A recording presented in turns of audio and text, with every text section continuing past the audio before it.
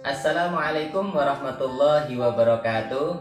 Berjumpa kembali bersama dengan Pak Supri pada video pembelajaran kelas 5. Pada video pembelajaran kita kali ini kita akan mempelajari tema 1, subtema 2, pembelajaran ke-6.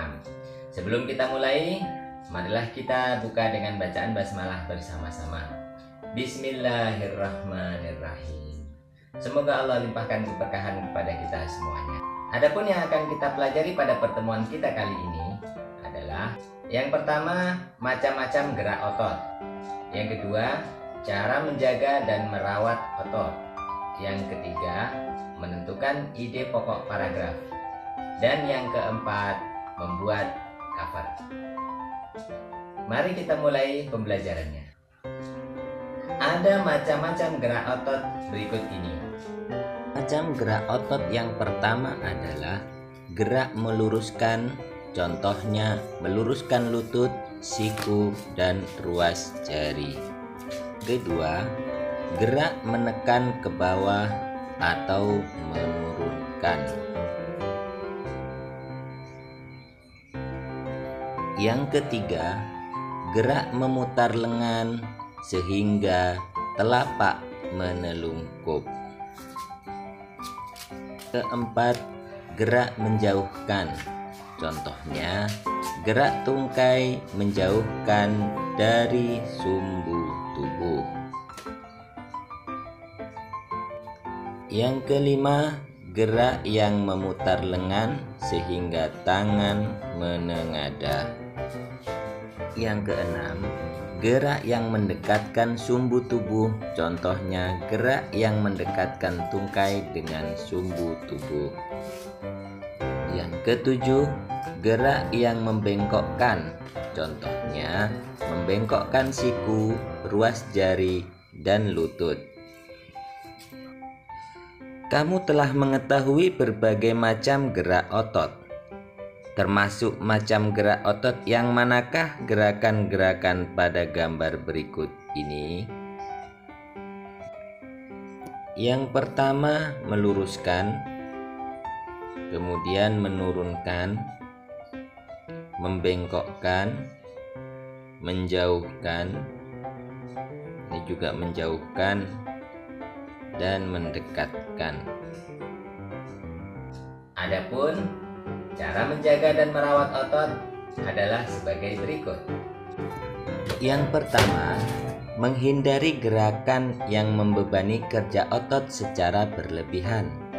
Agar terhindar dari gangguan atau cedera pada otot, maka kita harus menghindari kegiatan atau gerakan yang dipaksakan, gerakan tiba-tiba, dan kegiatan-kegiatan yang terlalu membebani kerja otot.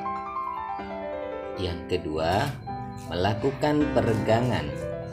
Lakukan beberapa gerakan peregangan sebelum dan sesudah melakukan aktivitas tertentu yang memanfaatkan kerja otot dalam jangka waktu yang lama, seperti saat melakukan olahraga, berjalan jauh, dan berlari. Yang ketiga, melakukan latihan rutin. Banyak latihan fisik yang dapat kita lakukan untuk menjaga kesehatan otot. Latihan rutin ini dapat dilakukan dengan beban maupun tanpa beban. Bisa dilakukan di dalam maupun di luar ruangan. Misalnya jogging, bersepeda, latihan kebugaran di pusat kebugaran, latihan bela diri, dan lain-lain.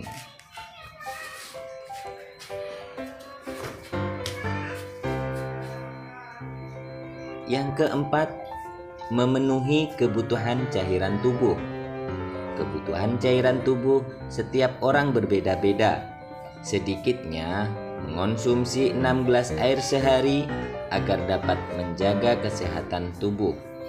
Cairan dapat membantu otot melemah setelah berkontraksi, serta dapat melembabkan sel-sel otot, sehingga tidak mudah mengalami ketegangan.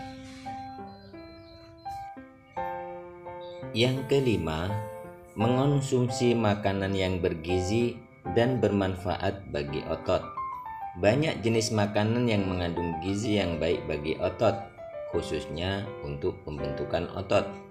Makanan-makanan tersebut antara lain putih telur, susu, ikan tuna, sayur brokoli, dada ayam, daging sapi, minyak ikan, keju, kacang almond, dan kacang Arab dan bayam. Yang keenam, meringankan nyeri otot. Gunakan krim khusus otot untuk menimbulkan rasa hangat sehingga otot yang kram menjadi lebih rileks. Anak-anak, saatnya sekarang kita menentukan ide pokok paragraf. Bukalah buku tema 1 kamu pada halaman 117. Aderai, Bagawan Perkasa, Indonesia.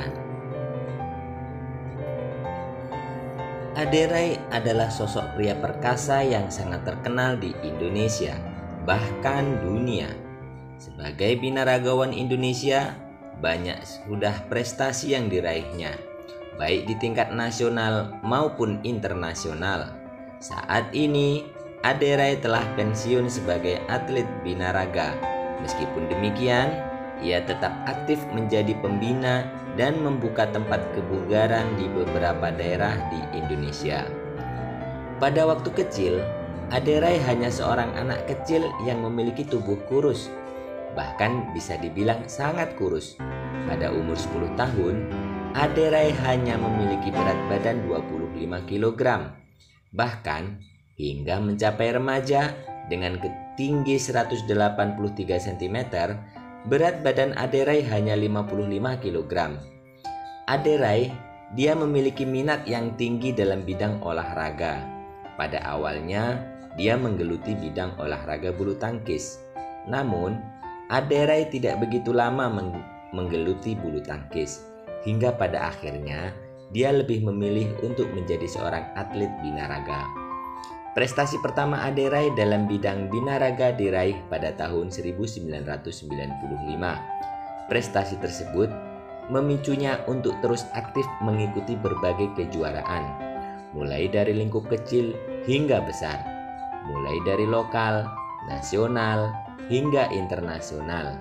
Hingga akhirnya Aderai terus berkembang dan meraih prestasi demi prestasi dari berbagai kejuaraan. Masalah prestasi yang diraih Aderai tidak perlu diragukan lagi. Dari berbagai kejuaraan yang diikutinya selalu membuahkan hasil yang mengagumkan. Salah satunya kemenangannya di Musclemania World Kejuaraan Dunia Binaraga kelas berat ringan. Dari situlah kemudian membawa Aderai menuju ke kejuaraan multi-event Asia Tenggara SEA Games tahun 1997. Pada kejuaraan tersebut, Aderai pun mampu mempersembahkan emas bagi bangsa Indonesia.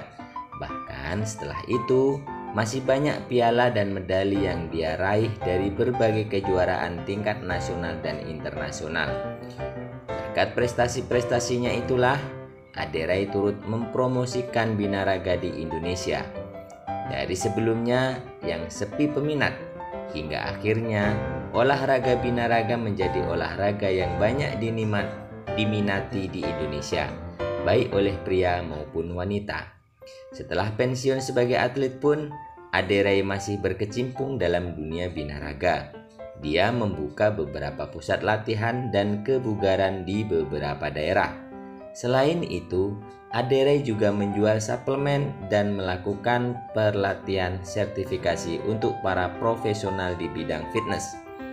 Ade juga aktif mengamanyakan hidup sehat melalui fitness dengan menerbitkan buku dan majalah serta menjadi pembicara di berbagai seminar dan acara. Setelah kamu baca dan kamu tentukan ide pokoknya, buatlah sebuah cover yang berjudul Aderai Binaragawan Perkasa Indonesia. Selamat bekerja, tetap semangat. Terima kasih yang sudah mengikuti pembelajaran ini. Sampai jumpa lagi. Assalamualaikum warahmatullahi wabarakatuh.